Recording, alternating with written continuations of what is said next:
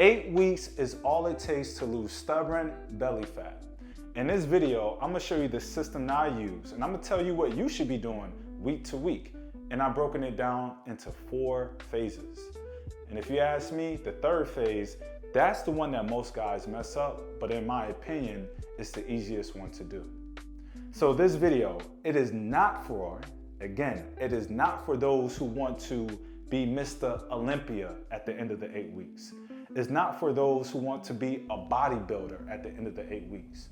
But it is for those who are serious and looking to make real life changes. So without further ado, let's get into the strategy.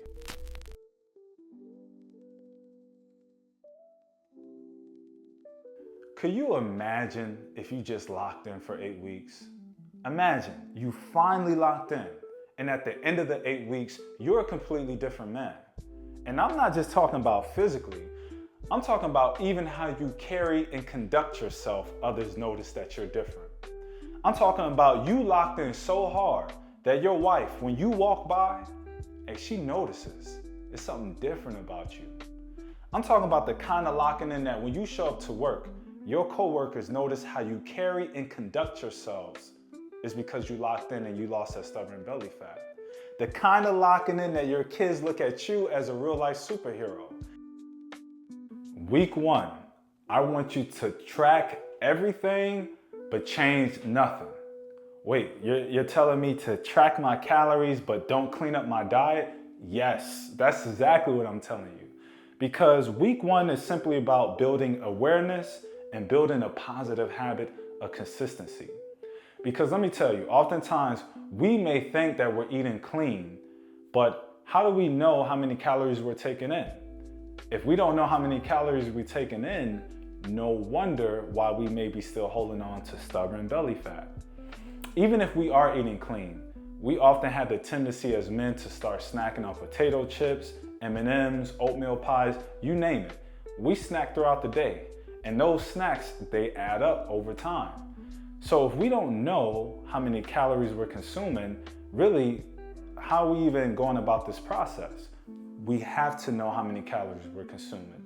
Even if the thought of counting calories you say, why do I have to count my calories? Well, just think about your dream physique that you want to be. You cannot get to your dream physique based on old habits because your old habits have you in your current situation right now. So in order to get out of our current situation to our new situation, to that dream physique, we have to build new habits. And that's what week 1 is all about.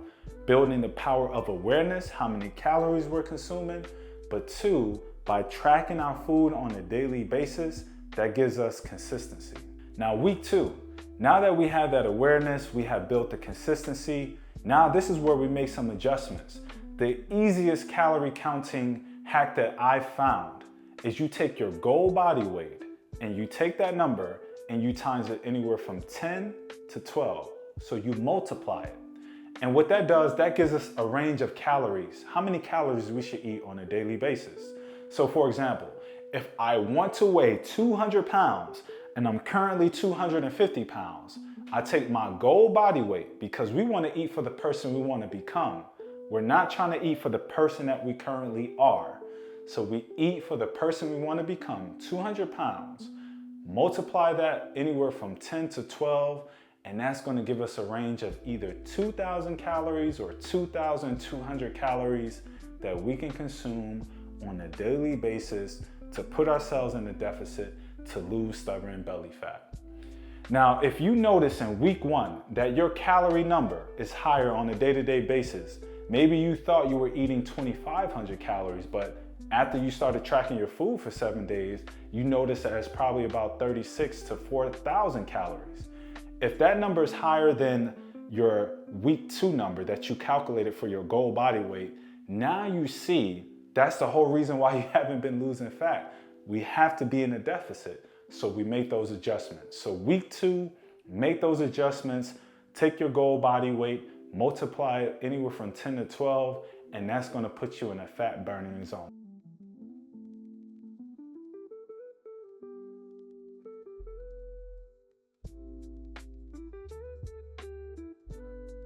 All right, week 3. It's all about increasing our movement. It's about our NEAT, because we want to turn our bodies into fat burning machines. So our NEAT is something like non-exercise activity. That means essentially it's a fancy word for how many calories do we burn simply by moving, by breathing, by fidgeting. That's how many calories we burn, and we want to increase that. So every single day, I want you to focus on not only moving more, but let's see how we can get 8 to 10,000 steps every single day. And you can do that simply just by parking further, taking the steps instead of the escalator, small little things that you can implement into your daily routine that can get you to that 8,000 steps at a minimum per day. So if you do 8 to 10,000 steps, that increases your metabolism. That lets your NEAT go up. Your NEAT goes up, and that means that we're going to be tapping into more stored body fat. So focus on getting at least 8 to 10,000 steps a day, moving more, and that's going to help us on our journey. And now we arrived at week 4. And I'm gonna push back on everything you know, because week 4, we're really gonna focus on our lifting weights, our strength training. And maybe the reason why you haven't made as much progress in your fitness journey is because you heard that we have to work out 5 to 6 times a week. And if you're a busy dad, husband, got a career, working out 5 to 6 times a week, that's real challenging. But really, all you need is 3 days a week minimum to build a solid physique. So I want you to work out 3 days a week. That's it. So that can look like a Monday, Wednesday, Friday. The days don't matter, but what does matter is that you're lifting weights, that you're exercising 3 times a week.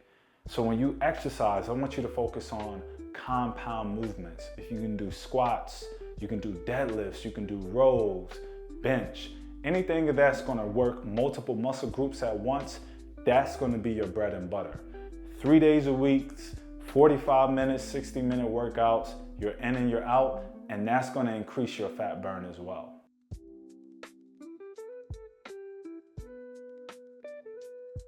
Real quick, I just want to say thank you for watching the channel. If you're already finding value in this and something that you could take away and it's actionable, leave me a like and hit the subscribe button, because I'm gonna be dropping more content that you're gonna be able to find that's valuable for you.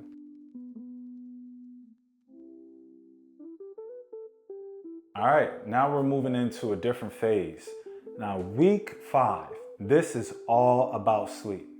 Now, most of us wear these smart watches or some kind of trackable device that monitors our sleep. But even if you don't wear one of those things, I want you to focus on your sleep. Because if your sleep is against you, you could try everything that you want, but cortisol, that's that hormone that's gonna make you store body fat if you're not getting enough sleep. So try to get 7 to 8 hours of sleep every single night if you can. Now, for some of us, that's challenging. We don't get as much sleep. But if you cannot get 7 to 8 hours of sleep, and I encourage you to, because that's gonna help. That's when our body repairs itself, is when we're sleeping. But optimize your sleep. If you cannot get 7 to 8 hours, see how you can sleep deeper. See how you can sleep better. Can you buy blackout curtains or blackout shades? Buy an eye mask, turn on some white noise, make sure that the room is cool. All these things are gonna put you in a position to make sure that you can sleep deeper and sleep better. If you're sleeping deeper and you're sleeping better, you're gonna be able to burn fat more efficiently. So this week is all about how can you optimize your sleep. Okay, now week 6. This is where you do an audit of everything, weeks 1 through 5. You look and see what has been working. Can I change anything? Or maybe you're not following through on one of the workouts, or maybe instead of 3 days, you're working out 2 days. Or maybe instead of sleeping for 7 hours, you're only sleeping for 4 hours. See how you can optimize anything in weeks 1 through 5 and just improve it. Just take one thing, focus on that one thing, and improve it. And that's how you get better. In fact, that's how you make progress, by just looking at one thing and see, you know what? I could have did this better in week 2. Maybe I didn't track all my food in week 1 or in week 2 or week 3. Well, you know what? I'm gonna make sure that as soon as I eat, I'm gonna track it as I'm eating. Whatever the case may be, This purpose of this week is to do an audit, see what hasn't been working, and just to improve it and keep the train going, so to speak.